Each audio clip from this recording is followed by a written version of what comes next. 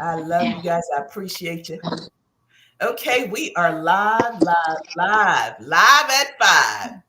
Welcome, welcome, welcome. You guys come on in, come on in. We have a good live tonight. And when you come in, just let us know where you are joining us from. Also, share this live out. It's going to be very, very informative. I'm super, super excited about my guest tonight, almost to the point of tears, right? So I'm just so excited. This is a topic, a passion of mine that was given to me some years ago. I have been called to this thing. This is a passion of mine. And I feel like this is my calling to raise awareness, but about post-incarceration syndrome, but it's my responsibility also to have gone through something like this and not share it. So thank you so much, Chantel. I see you joining. We need to talk soon.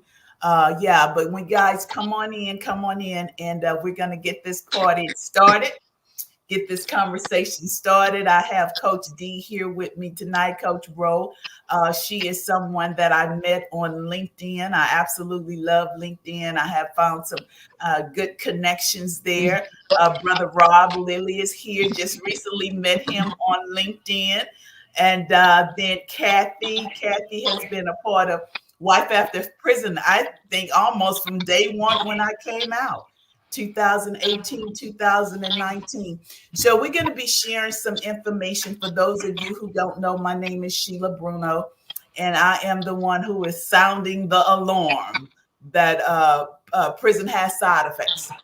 Prison has side effects, and this is a conversation that's needed not only for system impacted citizens, but society as a whole. Society as a whole. And when I needed this type of conversation, I couldn't find it. For those of you who don't know, just a little about me, I was married to Kevin, 28. Kevin did 28 years. Kevin, somebody is some background noise. Married to Kevin 28 years, discovered that there was some issues there. And after research, found out about post-incarceration syndrome. And let me just throw this out here because there's a lot of people who have this misconception about post-incarceration syndrome and PICS being the same thing. The origins are different. So it's not the same thing. I can have PTSD. Kathy can have it. Coach Rowe can have it, but we can't have PICS because we've never been incarcerated. So that's the origin. And there's some other similarities, but we'll start talking about that.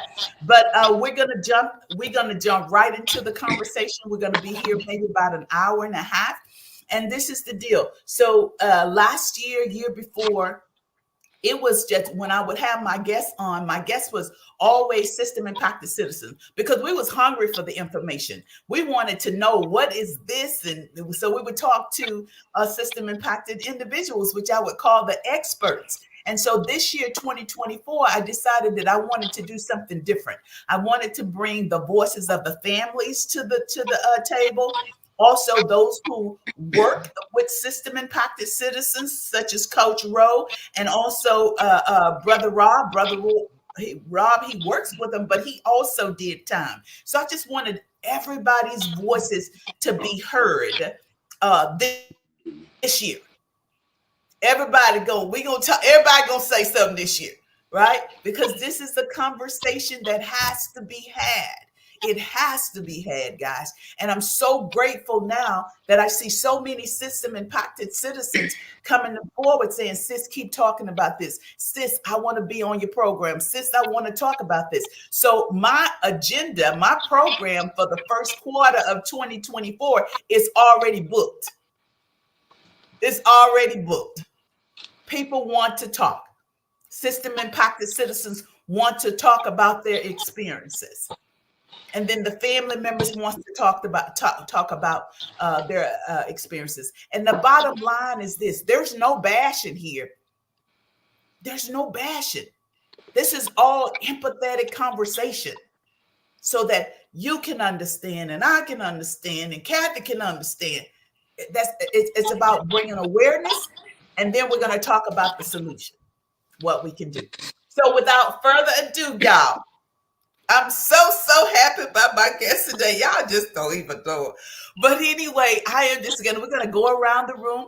Coach Rowe, we're gonna start with you, and then we're gonna start with Kat. Anything that you want to share? Hi, Valerie. Anything you want to share? And then Kat, and then Brother Rob. Take it from there, Coach Rowe. Good evening, everyone. I'm Coach Donna Rojas, and I've been working in this space for 12 years now. I've worked behind the walls. I've provided services for individuals that have been incarcerated, as well as helping them to transition to the community. I've been in reentry, like I said, for the past 12 years, and it's been a rewarding experience. It has its challenges, but I love this work. It's one thing to do work and just be a check getter, but I'm passionate about this thing. And my goal now, I actually have my own company, which is D Rojas Consulting. And I'm also helping other organizations and working with a state's attorney here in my state of Maryland. She's very progressive as it relates to the incarcerated population and individuals coming home and them coming home better than they did before. So I am here to serve. I'm here to help. And I'm passionate about this thing. So I'm ready for this conversation.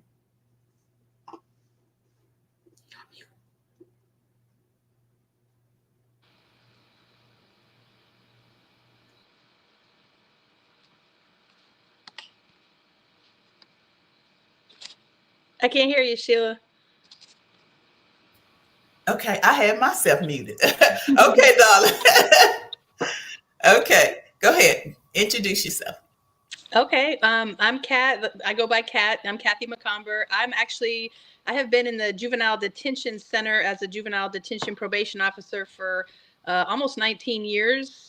So I have a lot of experience inside the facility, but my experience has only been with juvenile offenders 10 to 17 years old. So it is different.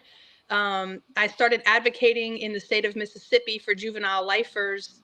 In the state of Mississippi, along with some other states, juvenile offenders that were given life without parole sentences and basically condemned to die in prison. And so in 2012, there was a Supreme Court case, Miller versus Alabama, basically that allowed the resentencing of juvenile offenders across our nation. So it was supposed to give them a second chance. They were supposed to be brought back before the court for a second look. Over 30 states have, transitioned and followed the Supreme Court, but Mississippi has done things very differently. And so what they do is they bring their juvenile lifers, there's 60 or 60 something, 65 of them. They bring them back one by one and they let the judge decide what's their fate. Half of them get resentenced to life without parole, which was not supposed to happen. And then the other half potentially get a second chance. So when I got involved in that and I started going to Mississippi, holding big events inside the Capitol building there and just speaking with legislators, parole board. So I've been an advocate for juvenile lifers in the state of Mississippi since 2017. That's how actually I met my current boyfriend, who is a juvenile lifer, and he was condemned to die in prison, life without parole, and he was released. He'll be home 3 years on February 22nd. Thank you for sharing. We'll talk more. Okay, Brother Rob, let me just unmute you. Go ahead. Good evening. My name is Robert Lilly, but I prefer to go by Brother Rob. And that's because I just want to be a brother to another. All right. Okay. I'm 53 years of age, and I heard a minister once say something that stuck with me for many, many years. His name was Dr. Tony Roach, minister at Ministry Church of Christ. I want to honor him because he taught me a valuable message. He said, your ministry grows out of the context of your crisis. And when I heard that, immediately I knew that the things that I was passionate about was because they were the direct result of how my life was shaped and formed, right? They produced the trajectory that my life has been shaped by, or on the path that my life has been shaped. So I'm 53 years of age.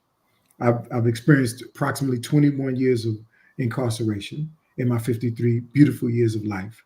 I don't say that with any shame, nor do I say it with any pride, because tragically too many Black men, people of color, and poor people have similar stories to mine.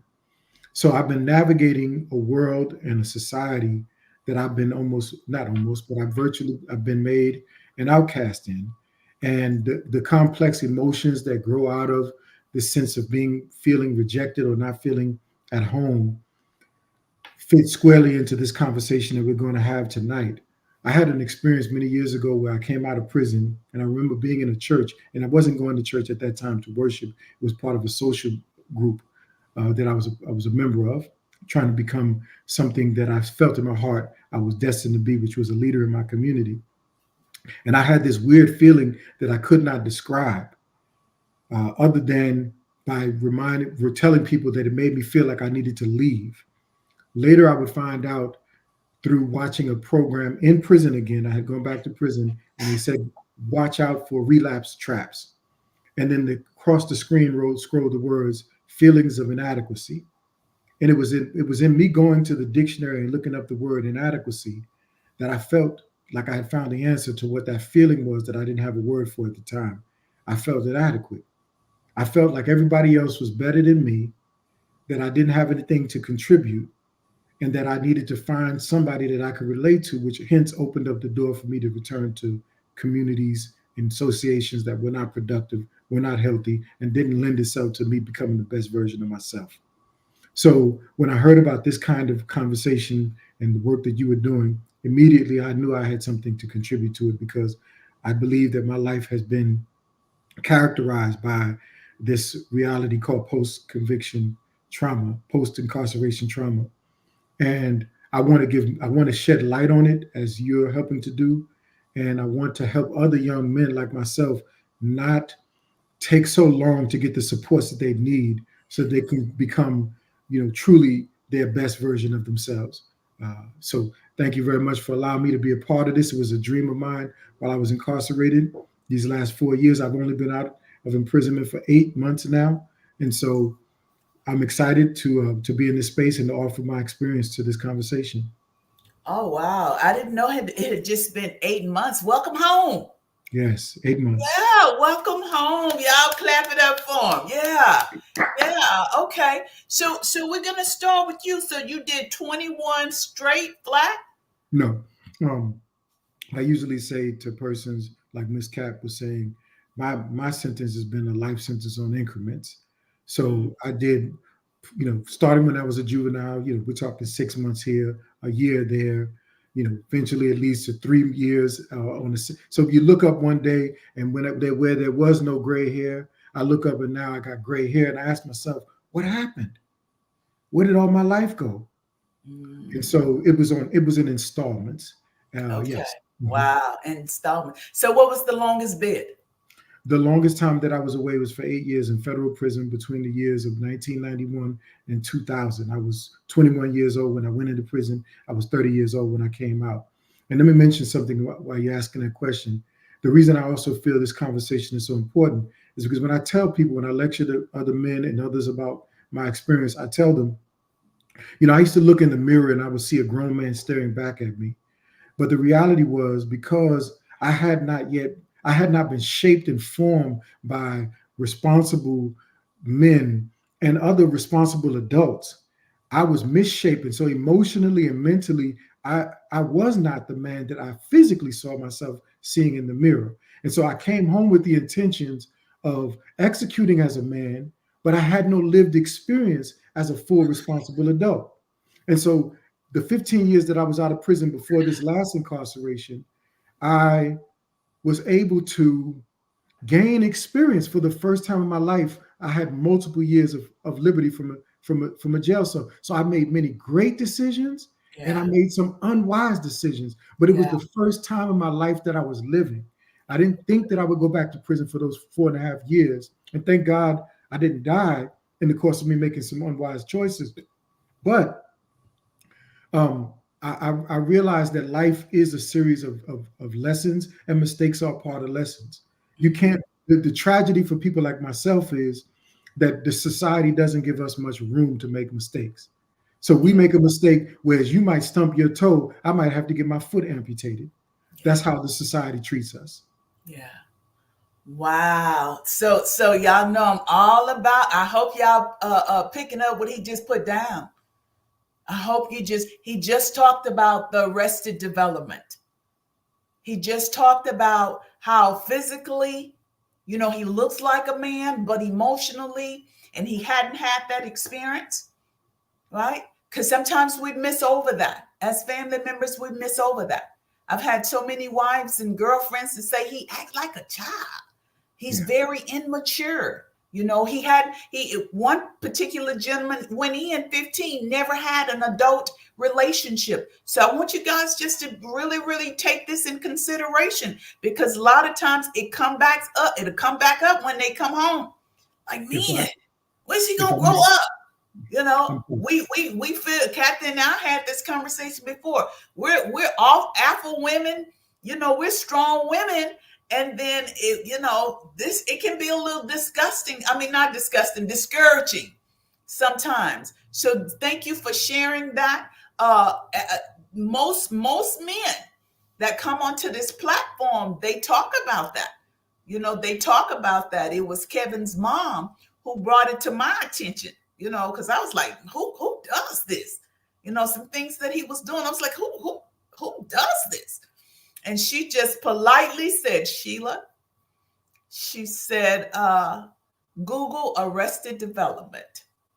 And so again, we don't have these lives just to talk. I hope you guys have some pen and some paper, pad, and write this stuff down and go get it for yourself.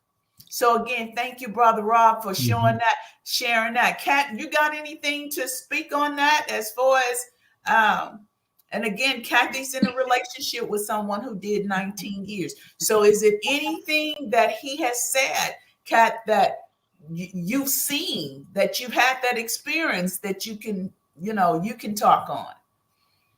I mean, one thing I was thinking while he was speaking is like, I know he's told me before, that he's never really experienced like love. Like he doesn't even really know what that looks like or feels like, or so it's kind of hard for him to accept. And then once again, he went in at 17 years old. So he's never lived with a woman. I have 2 kids, I have a teenager and then I have a 9-year-old. So, we have pets and we have kids, and it's like, this is a foreign world to him. And it's like, that took some adjustment for everyone. Yeah. Wow. Coach Rowe, you got anything you want to add to that piece? That opened up something right there.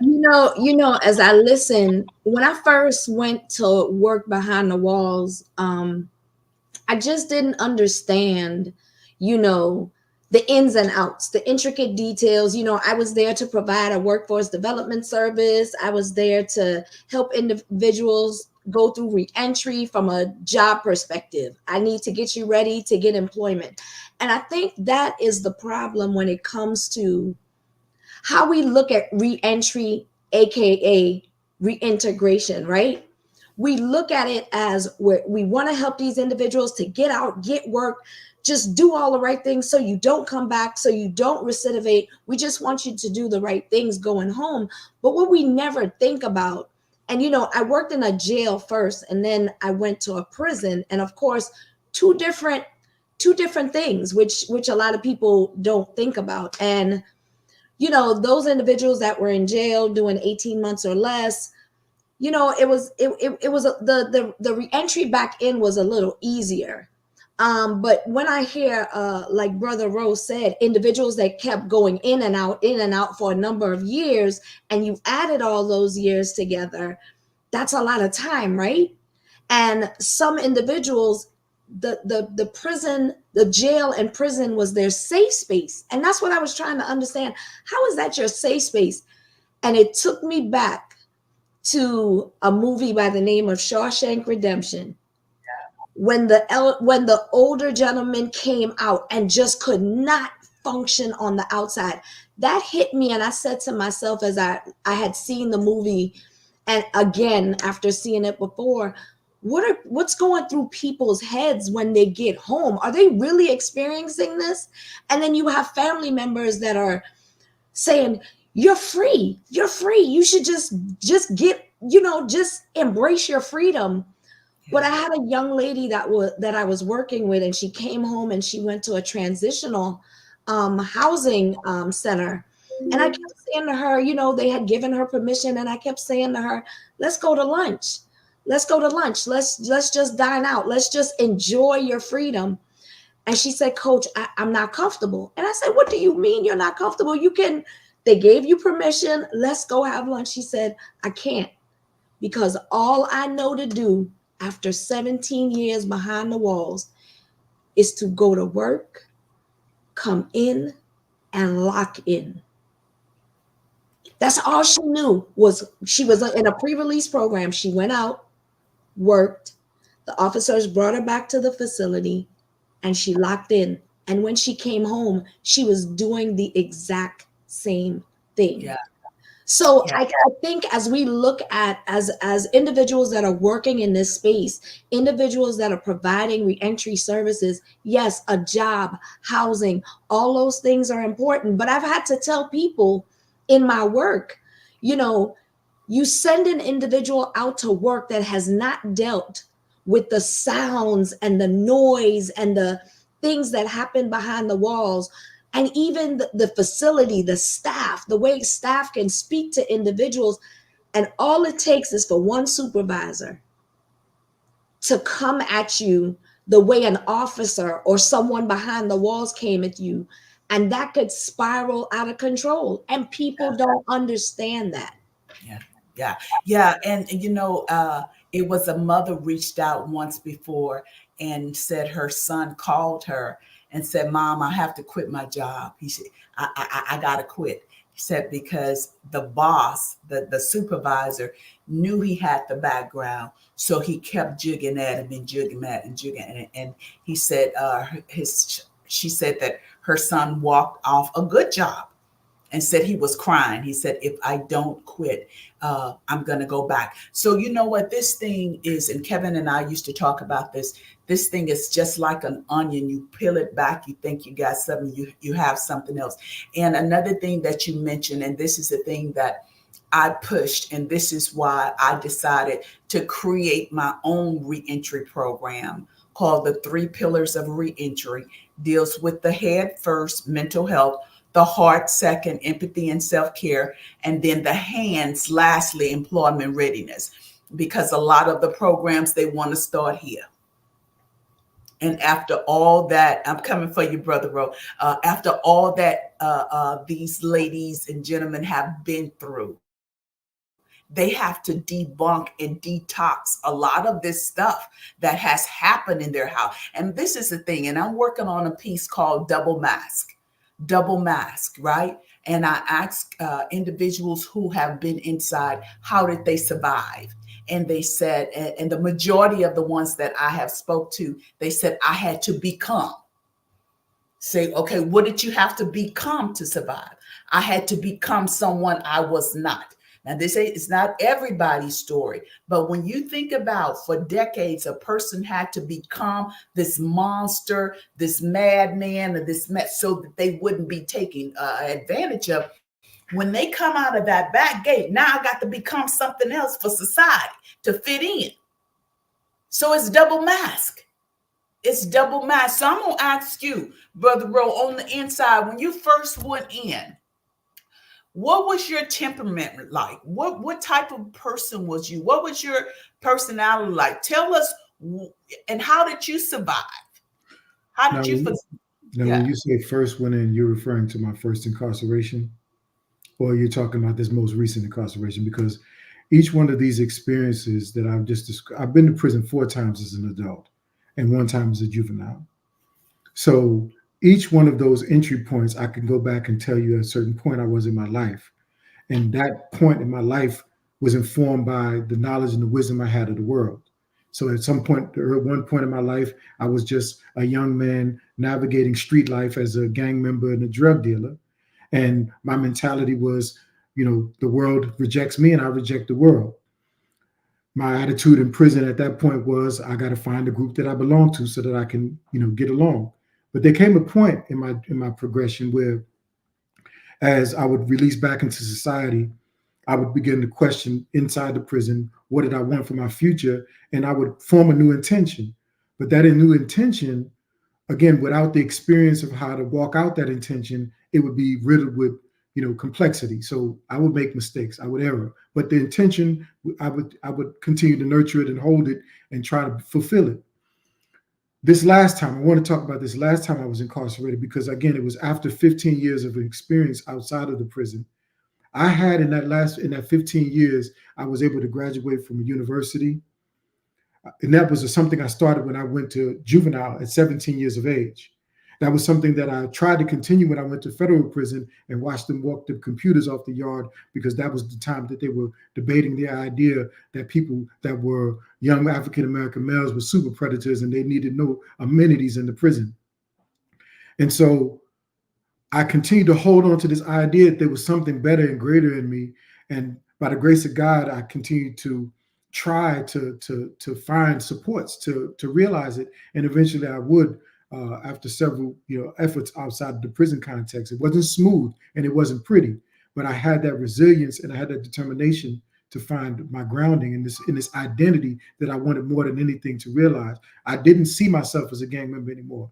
I had heard a message by the Honorable Minister Louis Farrakhan where he talked about gangbanging and how it was negatively impactful in our communities. There was something about that message that struck me. Now, mind you, I'm not a Muslim today, but I am the sum total of my knowledge and experience. So there are many new trends and ideas and concepts and philosophies that have gone in to make up this person that you see before you today. And it's not that I'm so wise or so smart. It's because I've made the mistakes so many times. I can today look at the mistake and say, oh, that's not the right way. So kind of going back to bring the plane in for a landing, what my mentality was this last time I went in was hopeful. And the reason it was hopeful is because before I went in, I had community around me. I had people that I began to open up to about what I was dealing with inside. I heard somebody say at a 12-step meeting once, we're only as sick as our darkest secrets. And I knew when I heard that word that I had heard something from the God that I served above speaking to me through this person. And I'm walking around with all these secrets about my feelings of inadequacy, my feelings of, I'm being unloved. I needed to let people in. And as I began to let people in, as I began to trust God and the people that he would put in my life became qualitatively better. Unfortunately, I had already opened up the door to prison. So for 2 years, I'm walking towards that. But in the midst of that, I'm praying to God, help me stabilize in my recovery. I'm able to do that for 90 days before my entry into prison. So when I walked into prison, I walked in with a whole community with their arms around me. So for 4 years, I had over 40 people that were investing in me, making sure that I knew I was a part of something bigger than myself. So I was hopeful. And today, as I love the ideas that you both shared about reentry, because, I'm in reentry right now, I've been out for 8 months. And most of what we see out here is very elemental, it's simplistic. It's about soft skills for job training. But what I've learned since I was incarcerated, and this will be the landing of the plane. What I've learned is there's an inner reality and there's an outer reality. So I've got to deal with it. I had to face the inner reality leading up to my incarceration and while I was incarcerated. I had to put myself under a spiritual microscope. I had to look at every little detail about my identity that I knew was problematic, because I knew myself in ways that nobody else could know me. And the only person that was going to be able to address those issues was going to be me. And I didn't always know how to address them, but I had the willingness to address them. And so I kept searching for the supports.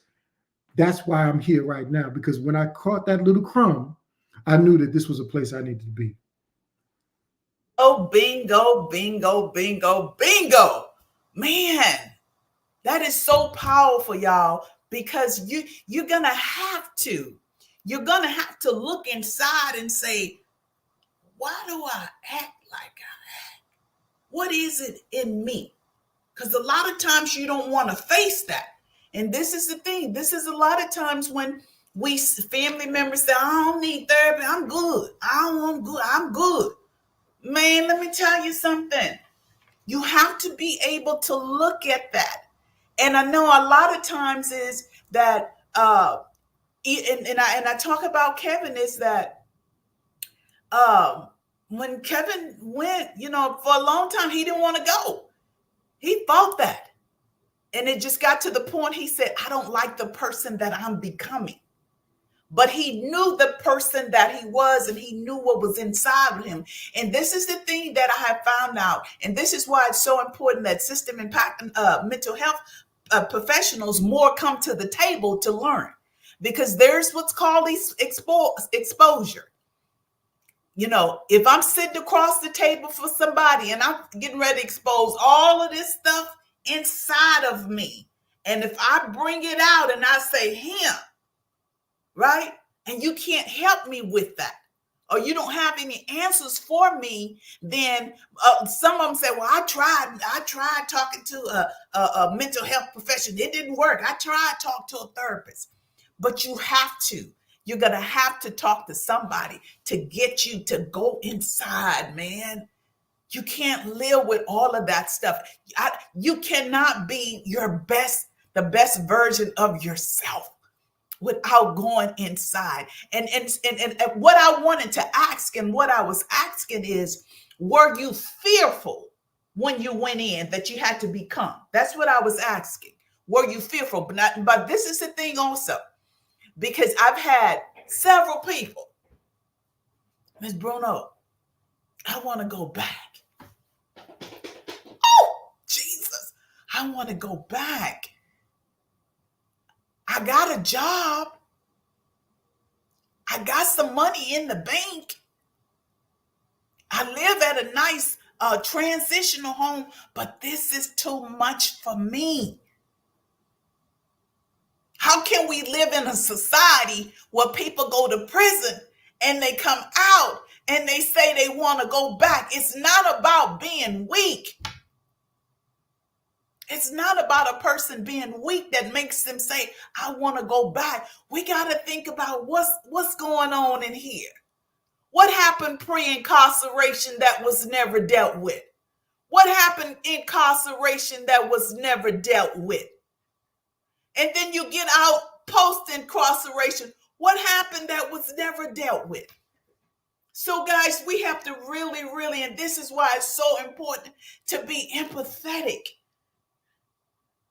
To be empathetic, because we never know what the next person, that person has been through.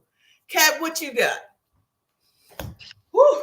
Well, I think everything is true. And when Sky came home, I think, that he kind of thought things were going to be okay. He had, these perceptions of what it was going to be like. If I can get through this, I can get through anything. It's going to be way easier. I just need to be home. And I think coming home thinking that it's going to be easier, it's like, if you just do the right thing, people are going to give you a chance, and it didn't work. That's not reality. He's going through so much simply trying to secure a full-time job. And when he first came home, I got him we got a lawn care company going just to kind of get him doing something. And then he got his CDL and his Class A CDL. And we were thinking like, okay, he's got a CDL. We invested in this. He's got everything. We spent all the money, charged the credit card, and here he is with the Class A. And he's applied, I can't tell you, probably over 50 places. He did actually, have the opportunity to get on with several places. But what ended up happening was, we didn't think about this part. Okay, you got the job. They're willing to hire you, and it's a great job. But now your parole officer's telling you, oh, by the way, you can't leave the state of Texas. Well, what CDL job do you know, Class A over the road that doesn't go over the road? So now you're more limited because your parole officer is saying you can't leave the state. And so that became an issue. And, it's just always these barriers to things. You want to get this, but, that he tried to start a little company. And it's like, then next thing you know, everybody on Facebook in the neighborhoods talking about he's a convicted felon. Did you know that he killed somebody? I mean, and that's not even true. Like, he was involved in a crime that somebody, it was a capital murder charge, but he didn't hurt anyone. He was just, it was like the law parties. So now people in the neighborhood pages are posting and they're inboxing me, and they're like, because I have I'm who I am and he's who he is. And it's like, we're totally different people. I've been in my community 18 years. People, I speak with city councilmen. I mean, I'm very involved and connected in my community. So people in my community look at me like, what are you doing with him? You know what I mean? I lost like 2 of my friends that were on the city council. They don't even speak to me anymore because of him. And I'm like, that's not fair. I've lost my connections in the community to people just because of him. I've lost family members not because of him, but because of our situation. And so people coming home from prison are not given the fair chance that they may think, or that family members think. And we say second chance. We say second chance. Even if they get out and they're doing the right thing, then there are still some barriers that hold them back. So let me ask you this, because y'all know Wife After Prison, we talk about relationship stuff. Because there's so many women, and I love them, and but I see them struggling. I see them struggling in their relationships. I hear them saying, I had to walk away to save myself. I hear them say I was happiest when they were in prison. It's the same behavior, different zip code. And one of the things that I really want family members, whomever, to understand is I wanted to pull this back. I wanted to simplify the term of post-incarceration syndrome, because when I first saw it in 2018, I was like, what is this? What is this? And I wasn't really getting it. All I know that it had disrupted my family. Right. And so I wanted to simplify it. So I want family members to understand just this simple, right? Post-incarceration syndrome is some symptoms and some challenges that those who are coming home will experience. There is psychological distress, the anxiety, the depression, the PTSD. Then there's social reintegration. Some have issues with socializing with people. They don't want to be around nobody. That was what Kevin with me. And to the point where it just really got to him, because he confided in me. He said, Sheila, I was by myself for so long. He said, but you're with me 24/7, 365. Right? So there's that social reintegration. Then there's that cognitive impairment, decision making, problem solving. Sometimes loved ones can complain that, he's home now and I asked him what he want to eat and he doesn't know. Cognitive impairment. And then there's the behavior patterns that you see. Right? So when you guys come to this table, come here to this conversation, come to learn. Come to learn. See what these symptoms are, so that you can recognize this when your loved ones are struggling. I spoke with a gentleman, just got out, 30. He and his wife married 2 years ago. And I said, you don't know her. You don't know her. She don't know you. Right? So he and I having conversations about that, what that looks like. So if you guys have any questions, put your questions in the chat and we're going to have the guests to answer the questions. I did see Diana, you said my son is getting out April the 28th. Are there any reentry programs? Diana, I'm going to introduce you with two guys that I was on their podcast last Sunday. The name of their podcast is Success After Lockdown, and they're in New York. And so I want to connect them with you. I know one of them is in New York, one of them is in Florida, and they'll be able to help you with that.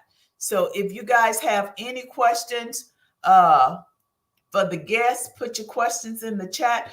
Also, there is another organization. They have a survey.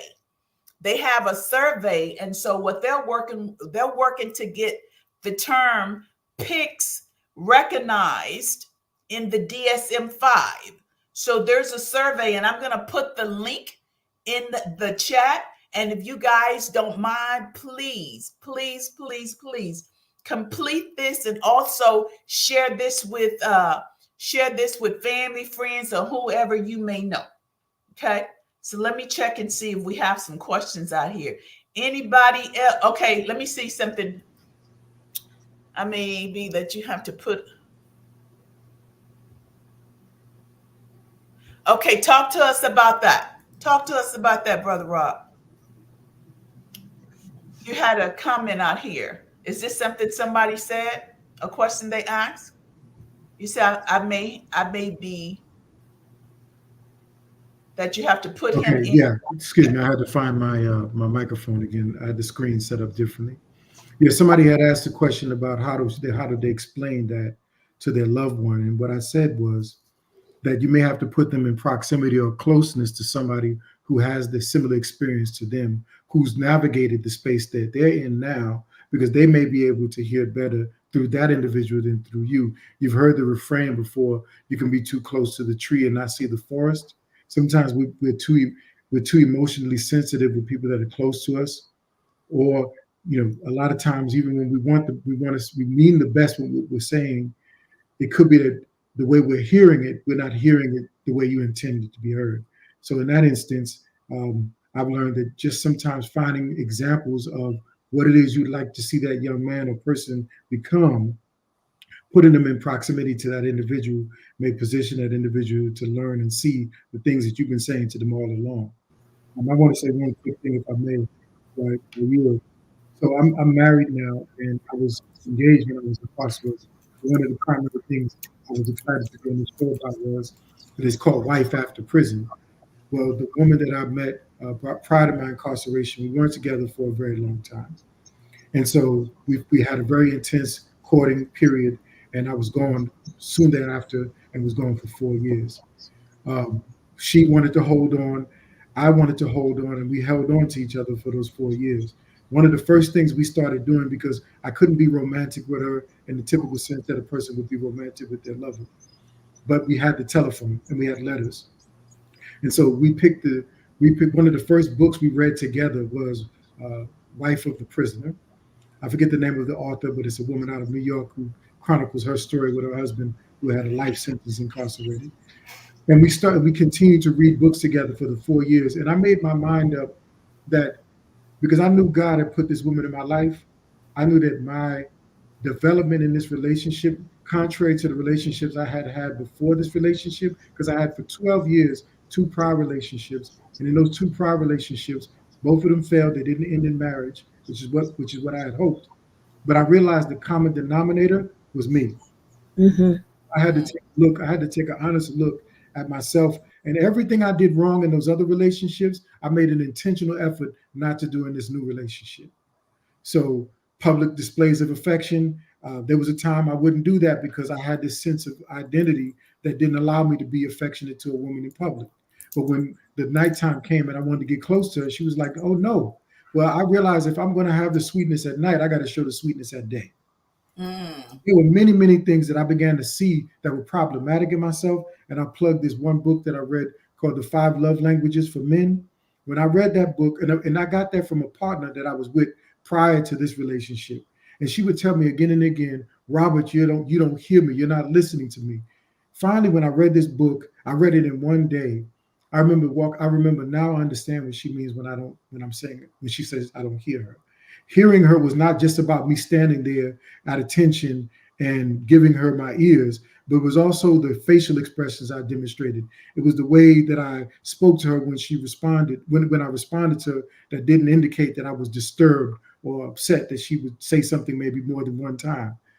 So I had to grow up in that area of my life, and thankfully I had a woman that was willing to be patient with me as we explored what it meant to rise into a full and more mature version of both myself, and she realized she had areas that she could grow in as well.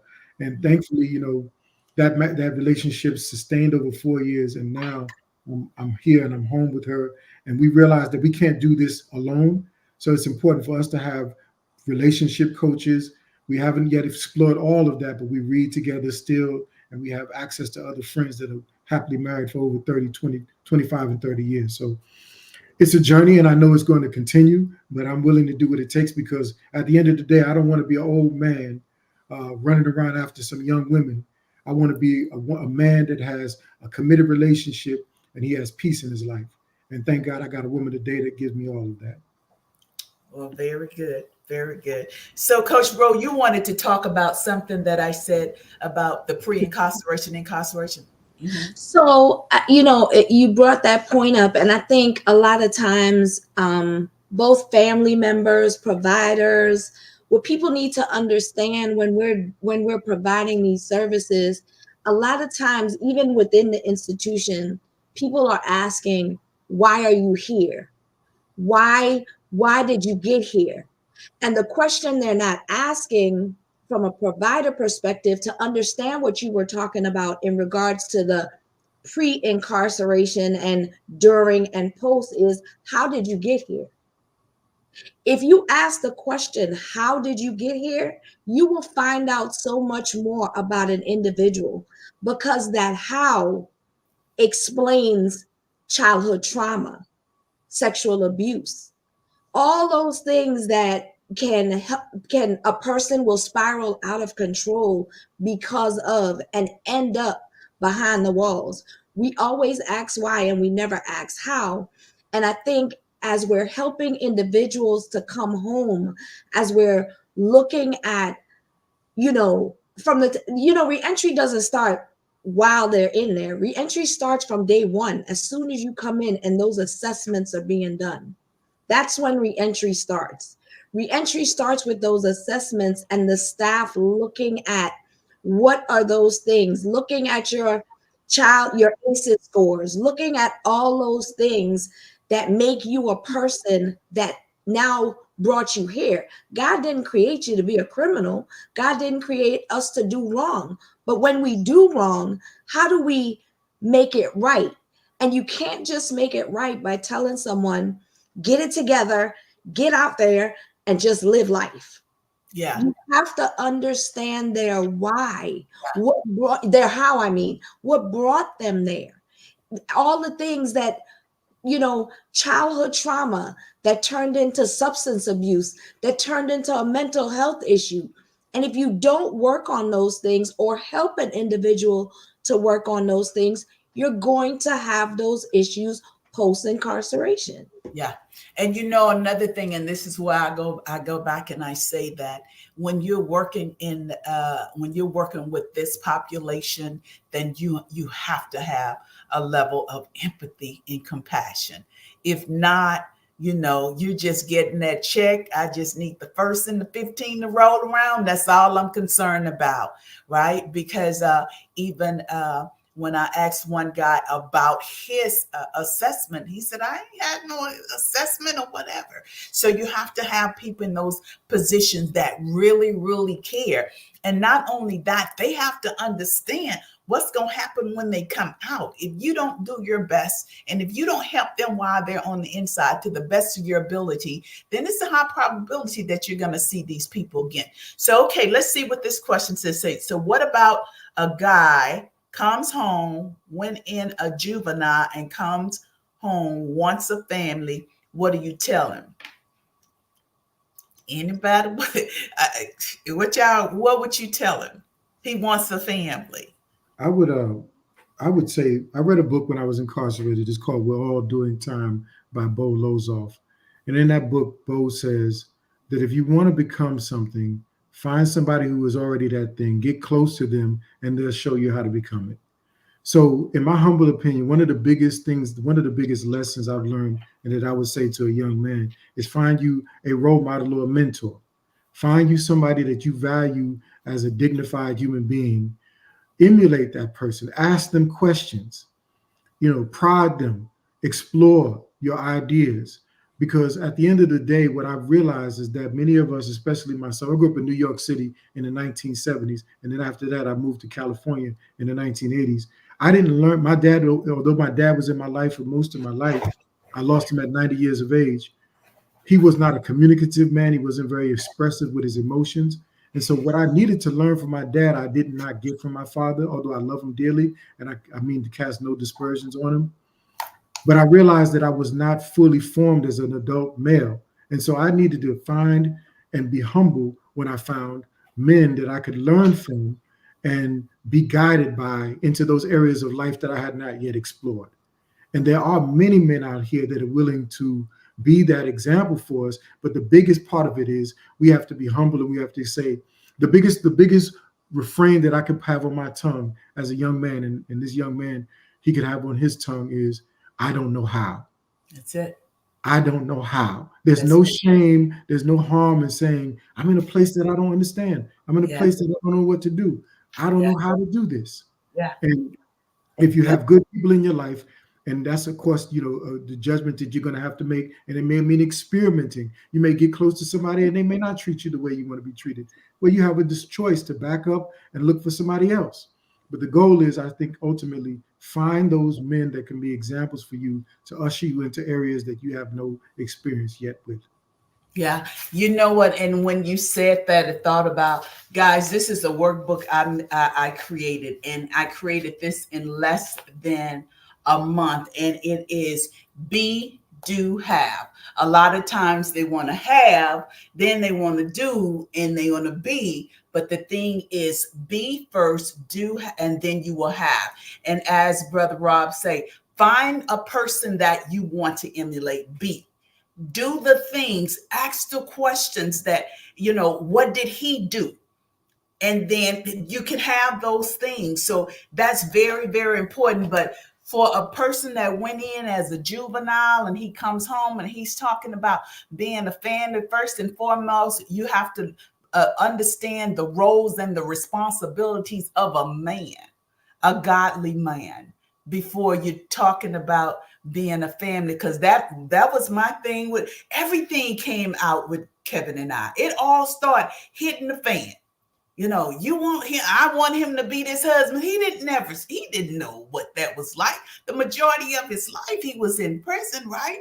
And then his relationship with his father wasn't the best. And here I am, I want you to be the husband. I want you to be the head of the household. What does that look like? So when they don't have that, they create their own image, their own version of what that looks like. But I'm going to tell you something else then. Pride and ego will stop a person who has been locked up from asking the questions. Because they don't want nobody to know. When I've been in prison, I'm a little rough under the edges. And they don't want people to know that they don't know. And so they don't ask the questions. And pride and ego, when you don't ask the questions, guess what? You're suffering in silence and your partner is suffering too. Your partner is suffering too. Another thing is for the person here that's talking about wanting a family. I ain't finna have no family with you. You got too many things to get together, because guess what, man?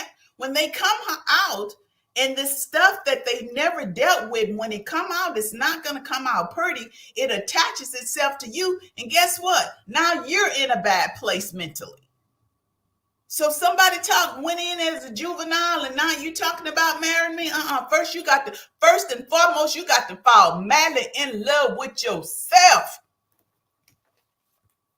It would be a no for me.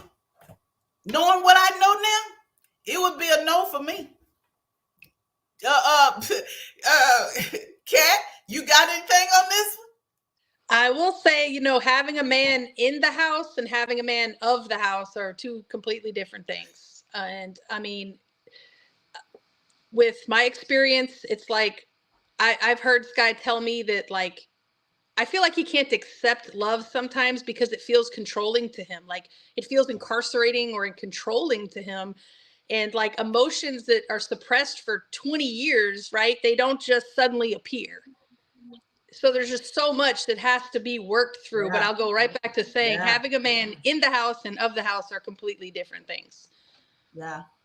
And then the communication barriers. There's some communication barriers right there. And I think Brother Rose said something, it's like sometimes you may just be asking a question and it may seem like you are interrogating them, and you're not. You're not, but it's that mind and that mentality. For so many years, somebody has been telling me what to do, and now I'm out. I hear that so much. He said I sound like the warden. I'm acting like the warden. So there's some there's some communication. And my thing is this, guys. I love my brothers and sisters coming home, but you have to be open to reality. You have been away. You have been away, and there's some challenges. Yes, you've paid your debt to society, but there's some challenges, and you have to be open and honest enough to deal with that. And if you don't go and inflict that on nobody else. Mm-hmm. Mm-hmm. Don't do it to nobody else. Okay, so we have a question right here. Let me put this here. I saw that Sheila, and I have to say the answer is not enough. There are not, the question is, do you feel there are enough service providers?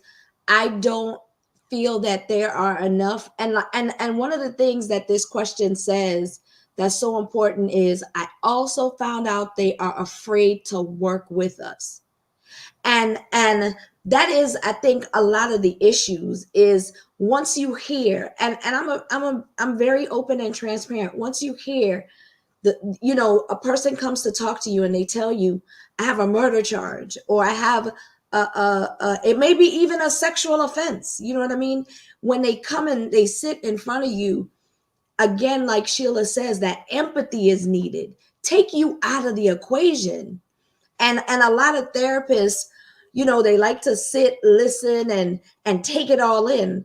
But the best therapist is one that's going to give you homework, one that's going to make you deal with yourself, one that's going to make you look inside yourself. And I think a lot of them are just listening, but not listening to understand, and not understanding what an incarcerated person, what a returning citizen, what individuals are going through, and that it's deeper. They want to do the surface work, but this is deep.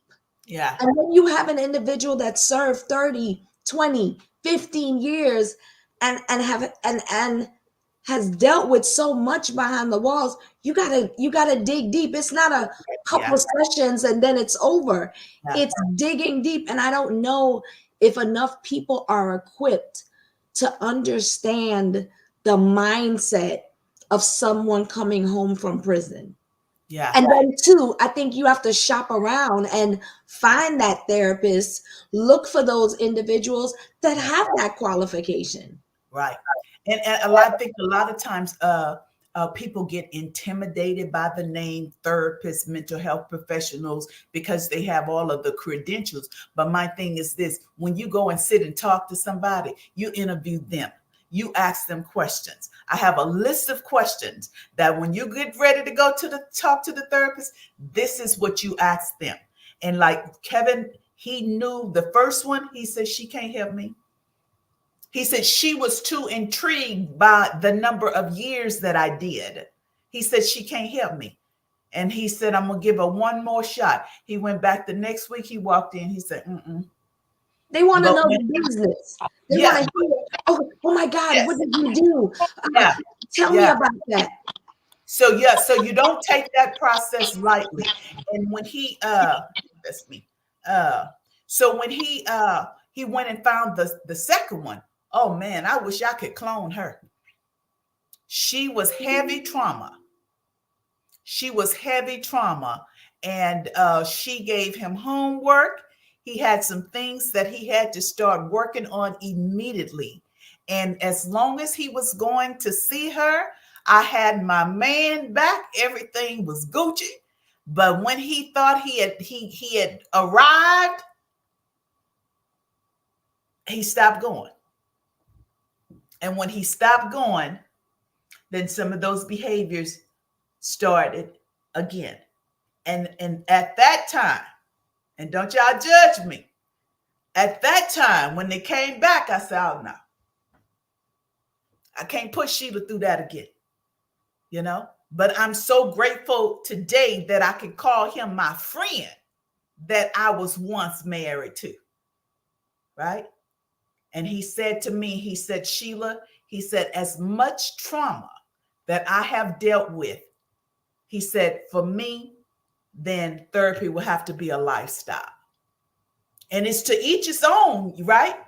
And that's why I say to family members, a lady reached out and I could just hear the anger in her voice. She said, I hate him. She said, I hate him. She said, I've spent so many years holding him down, and he got out and he left. And I say, you can't hate him. You can't hate him. And my thing is this, I was mad at Kevin. Yes, I was angry with him. But my thing is this, when I gain an understanding, my thing is this, I am going to read, I'm going to research, I'm going to understand why is this happening in my life, But when I gained an understanding of trauma and the impact that trauma has on a person, I couldn't be mad at him. I couldn't be mad at him. And I called him and I apologized to him, right?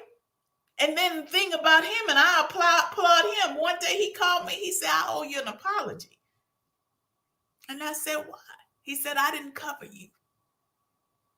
He said, I didn't know what it was like to protect you. He said, but I want to ask you to forgive me. So we good. We're good. So, Brother Rob, have you had to speak with anybody? Yes, I'm currently receiving therapy now, and I'm proud to say that because, I went through some challenges in that 15 years that I was out of prison. I was on bond for 2 years, and in those 2 years, when I recount this part of my story, I tell people I faced every fear that I could possibly face. I considered it my Odysseus moment, facing the demons and slaying those demons. And in those 2 years, I had to really face what it meant to have a diagnosis and understand that it required of me a certain response that I had been hesitant to give in the past. But the stakes were too high. I was now 49 years of age, and I was facing a 25-year to life sentence. And it didn't have to be. It didn't have to be that what I had gone through would lead to that. I could have and should have received help before that, but I did not fully understand the gravity of my challenges. So in that moment, I decided to explore medication. I did that for a time, and then with doctors' consent and negotiation, I opted for other options. And one of those options was therapy. But also, and I want to mention something as I pass on this thought. The gentleman asked about therapists, and there's a saying. It says, "Those that are closest to the pain should be driving the change." Many of us that have lived experience, we ourselves need to be positioning ourselves to be the resources for others. I consider myself. There's another book I recommend. It's called Wounded Healer by Henry Nouwen. And in that book, Henry Nouwen gives an analogy of a Christ figure who's at the gate. He's bandaging his wounds, but he's doing it very slowly so that at any moment when somebody comes in need, he can help bandage their wounds. And so I realize now today, and in the midst of it, I couldn't understand why, but I realize now today that I've gone through everything that I've gone through because I'm supposed to be a resource for others that are now traveling the same road that I've been on. So we should become the doctors. We should become the therapists. We should become the teachers. I believe with all my heart that we're living in a time with over 2.3 million men and women incarcerated in our society. We have to stand forth more prominently than we currently are so that we can find solutions for our common problem. If we wait for others to come and save us, and hopefully we don't hold our breath because I think we're going to die. I think it's time for us to realize our level of responsibility in this dilemma, and we have to rise to that occasion. I believe that we're living in another time where the circumstances of mass incarceration and its magnanimous effects on our entire community require another civil rights movement style response. And only this time, the work is not just on the outside with institutions and agencies and policies, but it's also internally in our families and in our minds and in our hearts. So I believe that there not only are not enough therapists, but we also need more ministers. We need more teachers to become aware of this information. We need more coaches and and life coaches to become aware of this information, because with 2.3 million and 600,000 people cycling in and out of prison every year, this person that we're describing could be your neighbor, your employee. They can be your child's coach over at the ball game. We're all around us. There's no mark on me that indicates that I've been to prison. And if I came on this show and hadn't said anything about it, nobody would even know. So I'm a regular person going through some irregular challenges, but together I think we can find our common solution. Absolutely. I totally agree with you. I was at a conference and I was setting up my vendor booth, and a gentleman across from me was a pastor. And so he came over and we were talking. And I asked him, I said, Pastor, who's in your pew? And he looked at me and he said, who's in my pew? I said, yeah. Do you have any members in your pew who has been incarcerated or have family members who have been incarcerated that you can talk about this? Because so many people are dealing with it, but they deal with it silently. So many are dealing with it. And this is why I love the connection in LinkedIn, because it's been more so men that's in my DM saying, please keep talking about this. Men are validating this, the experiences. And so this is a conversation that I will forever talk about as long as I have breath in my body. And I was just praying about it today, said, okay, God, so where do we go next? But just like it was when I first started Wife After Prison and was looking for a support group and I couldn't find one, I created what I needed. And so it is with the post-incarceration syndrome. It's the program that I'm now creating. I'm creating what's needed. We have to talk about the 3 pillars. We cannot. And like you said, we got over 2 million people in prison. This is a conversation for everybody, both inside and outside of prison. Yeah, both inside and outside of prison. And so that is my goal, to push more of this conversation inside, because men and women are coming out blindsided. Why am I feeling this way? Why have I been out for 3 years and I still can't touch my wife? Why have I been out for 9 months and, I don't have any emotions. I'm not showing any emotions towards my girlfriend, and she thinks it's her, but it's really me. Why can't I get the noise out of my head? I was in that box for so long, I can't silence the noise in my head. And so those on the inside, they have a right to know when you come out that back gate, you're not just going to leave that mask there and you're going to don another mask. So for anybody to say, we can't talk about this. And Sheila, you make a good point, because some of the men and women that I help on the outside, it's like, the noise. The noise is still there, even though they've been out for 5 years. All it takes is one thing to trigger them, to take them right back inside where they were. They're doing well, but having lunch again with another individual. We're in the restaurant, and I guess I sat with my back facing the door, and they asked me, "Can we switch?" And I said, okay, sure. And they were like, I can't sit with my back. I need to see everything that's going on in case. And I said, you've been out for some, and I asked the question, I said, you've been out for some time. Why is that? They said, you just don't know. You always have to keep behind the walls. You have to keep your head on a swivel. So when I'm somewhere and I feel like I'm closed in, I need to keep my head where I could see everything before it sees me. And I saw this question regarding the prison systems addressing the issues. Mm-hmm. And we want so much. We're doing a lot of training on the inside, and I'm sure, Sheila, you're doing that too, as well as some other colleagues. But like some of these officers, their job is to make sure you have 3 hots and a cot, and to make sure that you're not causing any trouble for them on their shift, and go home. The social workers, there's not enough of them, right? You have in major prison systems, you have a social worker that has a caseload of 90 to 100 people. I don't even know how you could case manage 90 to 100 people, right? And give them effective services, right? Then you have your volunteers that are coming in. They come in for the time that they're supposed to come in, and they go home.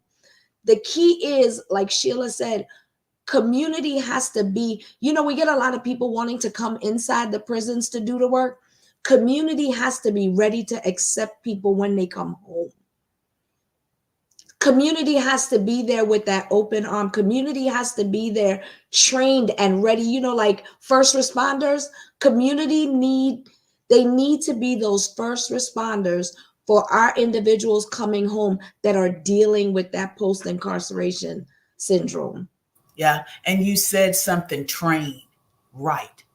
They have to be trained. They have to be trained. They have to be trained on the signs and the symptoms and the behaviors so that you can recognize. And another thing is, I said, family members have to get involved. Family members have to feed this to their information to their loved ones now, while they on the inside. That's why on my website, I did a whole page, resources, nothing but download stuff on personal development, stuff on relationships, mental health. Just download it. It's free, and send it to your loved ones. We cannot depend on the system to rehabilitate. It ain't happening. It's not happening. And this is why I was like, I cannot believe no one was talking about this. I couldn't believe, ain't nobody talking about this post-incarceration syndrome. Ain't nobody talking about this. Okay. You hit the right house. Yeah. You hit the right house. Kat, what you got? Well, I mean, I'm in the juvenile, detention center, but I can say, just because I've been there almost 20 years, I will say, same thing Coach was saying. You've got 100 inmates in a unit with 1 female guard. I mean, what can you really do, right? You're just trying to stay alive, and like Sheila said, make sure you get 3 hots and a cot. They feel like, not saying it's right or wrong, they feel like, that's not my problem. I'm getting paid $12, $15 an hour. I'm not getting paid enough to be concerned about 100 guys. I'm thinking about my safety and going home to my kids, or if I'm going to have to work a 20-hour shift. You know what I mean? And then they're passing it on to the caseworkers who are overloaded. They've got 3 times as many people on their caseload as they're supposed to. They're stressed out, overworked, underpaid. They're passing it off to, whoever. And it's like everybody's passing the buck and nobody's helping. But what I will say, just because I'm in the juvenile system, it goes back to the family. That's what I was going to ask. And there's, let's say, 100 kids in my facility right now. I can honestly tell you, above 85% of those kids would never have stepped foot in the detention center if it hadn't been for the family. It starts in the family. You know what I mean? And then it's just so difficult when you're raised in an environment. It's environmental. When you're raised in an environment that from the womb you almost didn't stand a chance. You know what I'm saying? Like, even with my situation with my boyfriend, it's like I looked beyond his crime. Like, I looked into like the soul of who he is as a person, and it's like he's been through so much from the time he was in his mother's womb till his incarceration. It's like he succumbed to the violence that the culture created, that the environment created. It's like I feel like if some of these kids, even in my facility, had been just placed in a different family or not raised in the family they were in, they wouldn't even stand in a detention uniform. I advocate for guys in prison on life sentences that haven't had a family visit in over 10 years, over 20 years. They have no family that writes letters, shows up. And I'm an advocate, and I'm writing birthday cards. I make sure they get an Easter card. I make sure they get a Christmas card. And they'll call me crying, like, I didn't even get a card from my mom on my birthday. She forgot my birthday. And I'm just like, it's like, no matter how much rehabilitation, even if the best prison gave the best rehabilitation, if you're releasing these people to families that didn't do what they were supposed to do from the beginning, you're putting them back. It's kind of like putting a crackhead in rehab and they get clean and then you send them back to a crack house. How does that work? I mean, you give them the tools and then you put them back into the same environment. So some people, places, and things, that's what my boyfriend always tells me. If those 3 things can change, then you stand a chance. Wow. Good stuff. So Brother Rowe, you have anything? We're going to get ready to wrap it up. If you have any questions, put them in the chat and we have about 15 more minutes. So Brother Rowe, what you got for us? There are many things that I could say. Thank you for everybody's commentary. Like Ms. Kat just indicated, families are some of the seed beds where behaviors and identities are shaped and formed. But I want to emphasize that families are not formed in a vacuum.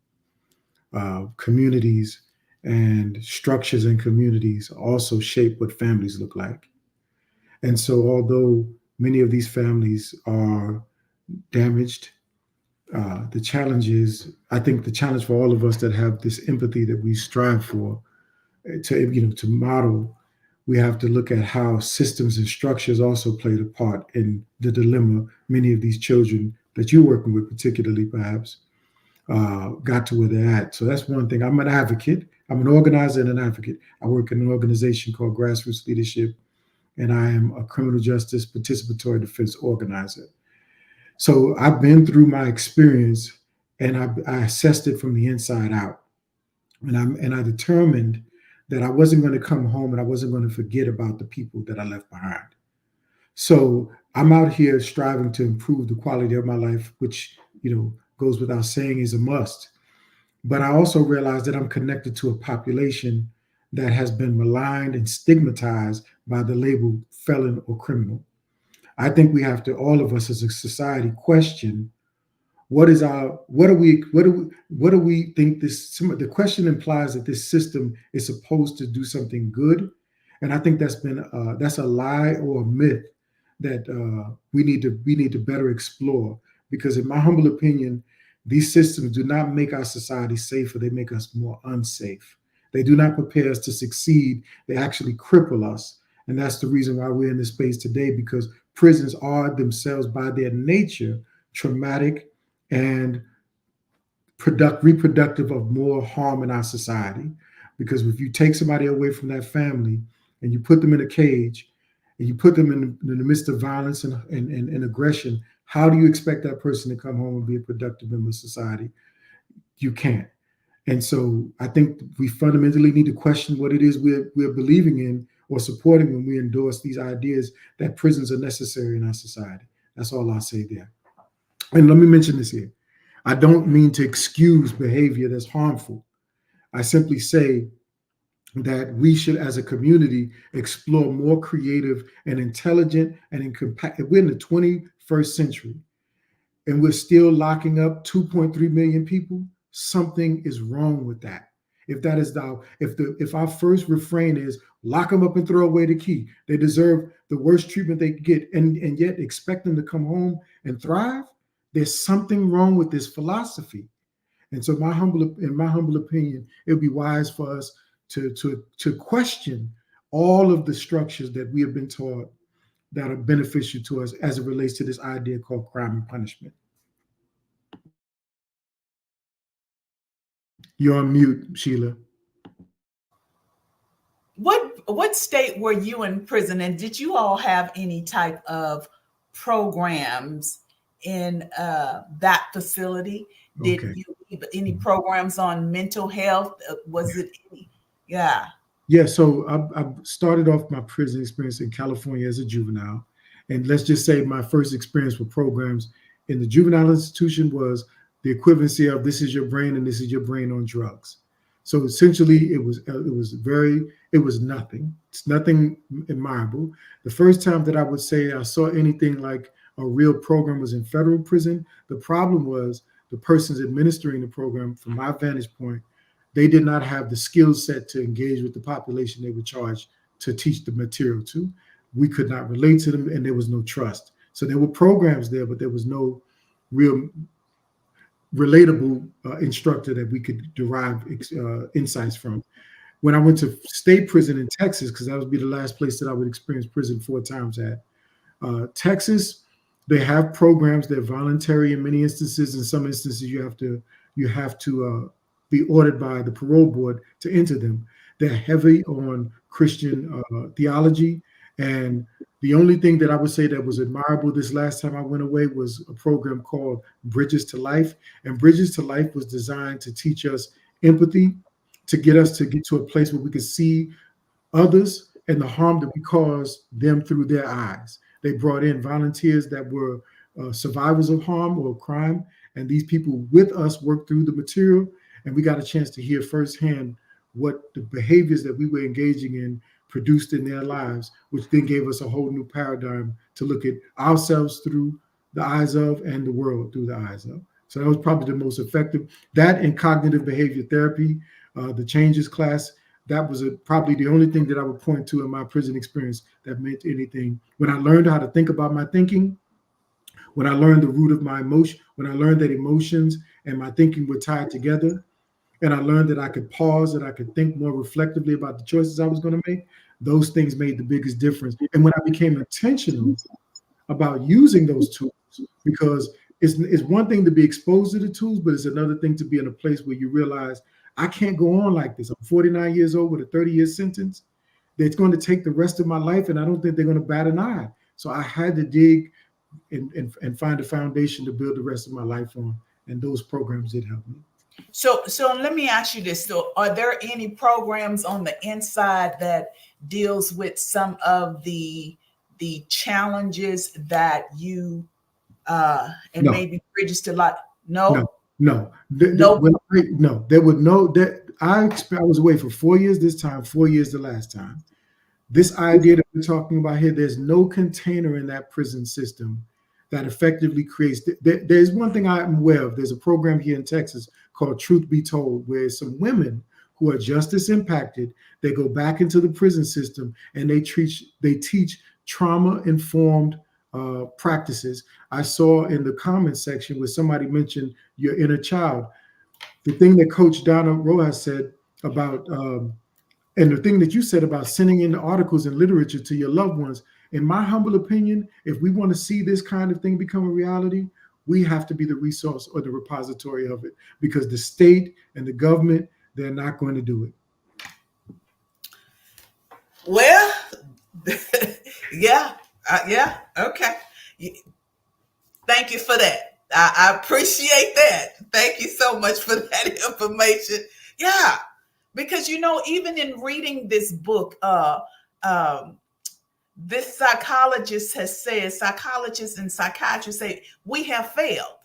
They said, when we fail to educate those on the inside about the psychological impact of incarceration, we have failed. We failed. And that was when I started donating my books inside. It's because I'm like, family members getting it. But these on the inside, they need to get it. Right? I had a chaplain reach out and say, can you send me 10 more books? Because I can't keep this one in my office. They have a right to know. That part I don't get. And that's why I don't get. And that's why, to me, and this is one of the goals, that every reentry program, if you guys are not talking about post-incarceration syndrome in your reentry programs, you are failing your participants. Point blank, the end. You failing. If you want to present your program as a premium program, you have to include that topic into the curriculum. You have to. So when they start displaying and going through these symptoms, they'll know why. Okay, guys, this has been good. This has been really good. I want to thank you guys so much. Anytime you want to be a part of this, just reach out. Like I said, we're doing month, 2 a month, and I think I'm sliding in one additional one on a Saturday. Two brothers out of New York was on their podcast last Saturday. Success after lockdown, phenomenal, doing some major things, and so I want to bring them to the table. My thing is this: I like people coming to the table that's real and ain't it's not afraid to talk about it, the good, the bad, and the ugly. That's the kind of people I want to talk to. And so we're going to have a conversation. I'm going to bring them in. But for the first quarter of January, I have all of the slots full. Family members, community leaders, everybody that want to talk about this. We're going to continue to have this conversation. So let me see if we got any more questions. If not, we're going to end it on time tonight. So I'm just going to round robin the room. Coach Rowe, you any parting words? Brother Rob, Kat, any parting words? And then we'll close it out. I want to say thank you to you. Thank you for putting this out there so that individuals, justice impacted, everybody, family members. I thank you. And I just want the audience to understand that this work is tough. For those of us that work behind the walls, this work is tough, but there's some of us that do care. There's some of us that are doing the work and doing it right. So, Ms. Sheila, I just thank you so much for the opportunity to be here with you tonight. And God bless all that you're doing. Thank you, ma'am. Appreciate you. Thank you so much. Next, Kat. Okay, yeah. I also want to thank you for allowing me to come on here. It's really informative for me to, go back in my detention center every day and just take a new piece with me. And I always look at these kids, these 13, 14, 15-year-old boys and girls, and I'm like, if we don't do something now, if somebody doesn't reach them now, this is going to end up in a situation that's really serious. And once they turn 17, there's no mercy. The criminal justice system in Texas, when you're 17, you're an adult, even though you're not. You know what I mean? So I try to catch them when they're young. I try to preach to them and just offer, prayer with them and just everything I can do. It's so big. And just like, Brother Rob said, it's not just the family, which absolutely is true. But, the majority of our time is within family. We're raised in our family. So everything I saw, like my dad was, Air Force and I'm military, FBI, like all I know is, structure. And I didn't get to go to my prom. I didn't get to go out with friends. I could never, all I know is like, be perfect, make straight A's. If you have a B, you're going to counsel, like, you're going to tutoring. Like I didn't get a chance. And so coming where I come from and where Sky comes from, it's like totally different worlds. And that's one of the biggest things about loved ones coming home for prison is you don't know their world and they don't know your world. And you've got to figure this out. Like I'm a probation officer and you're a convicted felon. Like how in the world are we in the same space? How are we figuring this out? We're trying to find counselors and the counselors don't know anything about it. They've never seen anyone come out of prison on a life without parole sentence. And so every counselor we go to, it's like this brand new thing and they don't know how to help. And then he gets discouraged and then I get discouraged. And it's just like, we need more services. We need more community. We go to church every Sunday. We've never heard anyone in church talk about this. You know what I mean? Like we've got it. It's a community effort. And I will say to what Brother Rob said is these kids that are getting taken out of their families, shipped off to Florida or Arizona for a year of placement at 13 years old, 14 years old, being ripped away from their families for crimes that these are like culture, these, what do you call it? Community. Like this is just like, they're not criminals. At 13, 14, 15, these kids are just falling into the traps of everything that's around them, environmental. And so where I work, they're starting to really see that, okay, it's not just your family. We've got to help your family. We've got to inform, but they have FPP, family partnership program. So while your kid's gone for a year trying to get right, they're actually bringing resources into the family to get the family right. So they're also learning and being educated, because without community and without family, I mean, that's the top two influences of our children, and is your community and your family. So we just got to continue to talk about it, Shayla. Absolutely. Like I said, as long as I have breath in my body, yeah. And that was my point of asking that pastor who's in your pew. And after I Yep. explained it to him, he said, you know what, we got you have a point there, because he said, I never considered that. I never considered any members of my congregation been to prison, or they have a family member who's in prison. Yeah. Right. There's no mark on them, as Brother Rob said. Yeah. Okay, Brother Rob, we're going to let you close it out. All right, I'm going to make it very short and sweet. I want to say this. If not me, then who? If not now, then when? I've decided that I'm going to be the change that I want to see in this world. I realize that everything that I've been through has been designed for a purpose. I embrace that purpose, and I'm thankful that you've created a space where what I've been given in my spirit has an outlet, and what other people like myself and who care about people like me have an outlet. So I pray for success upon your endeavors. I look forward to connecting with other people. I think I attempted to put in the message my full socials. You can catch me on all the social media platforms on the Robert Tyrone Lilly. I look forward to making all kinds of new acquaintances, because we're better together and we need each other.